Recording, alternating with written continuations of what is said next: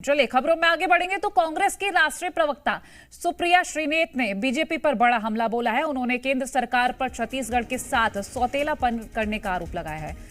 यहां एमएसपी से ज्यादा की खरीदी पर सेंट्रल पूल में खरीदी न करने की उन्होंने बात कही है। बावजूद इसके सरकार अपने वादे के मुताबिक किसानों को धान का असल मूल्य दिया है। इसी के साथ ही नगरनार संयंत्र को लेकर केंद्र सरकार पर निशाना साधा है उन्होंने।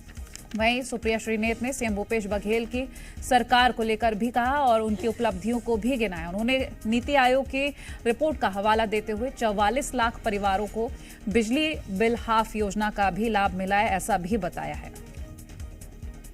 जो आपने नियमितीकरण की बात करी, 27% मेरे ख्याल से नियमितीकरण हुआ है, वेतन बढ़ाया उनका, और भी होना चाहिए, क्योंकि ये जो संविदा पर जिस तरह से लोगों से काम कराया जाता है एडहॉक तरीके से, उनकी कोई सोशल सिक्योरिटी नहीं होती है।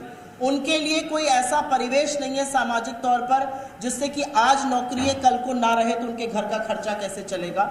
लेकिन 27% वेतन बढ़ाना एक पहल है। मुझे लगता है कमान जब दोबारा से मिलेगी तो हम उसको और आगे बढ़ाएंगे।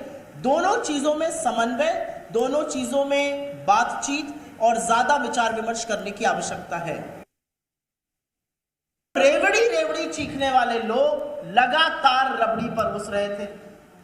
यहीं बस्तर में एनएमडीसी का नगरनार स्टील प्लांट है, वो अडानी जी को सौंपने के लिए पूरी तरह से आतुर है मोदी जी, और यहां पर आकर बड़े बड़े भाषणों में कहते नहीं जी हम तो नहीं बेचेंगे उसको। तो फिर उसको दीपम की वित्त मंत्रालय की वेबसाइट पर बेचने के लिए रजिस्टर क्यों किया हुआ है? उसकी बोलियां क्यों लगवाई जा रही है? राज्य सरकार ने कहा कि चलिए आप बेचना चाहते हैं, हम खरीद लेंगे, हम चलाएंगे, जिससे लोगों की नौकरियां ना जाए, सरकार का प्रबंधन रहे। आपने कंडीशन लगा दी कि राज्य सरकार बिडिंग का हिस्सा ही नहीं बन सकती है। ये कौन सा दोगलापन है? ये कौन सा सौतेलापन है?